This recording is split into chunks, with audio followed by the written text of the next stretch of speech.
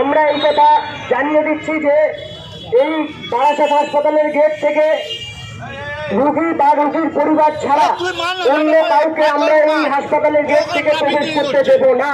আর তার জন্য যেভাবে বিক্ষোভ, যেভাবে আন্দোলন সংগঠিত করা প্রয়োজন, আমরা সেইভাবে আমাদের লড়াই, আমাদের আন্দোলনকে এগিয়ে নিয়ে যাব। इनके लाभ जिंदाबाद।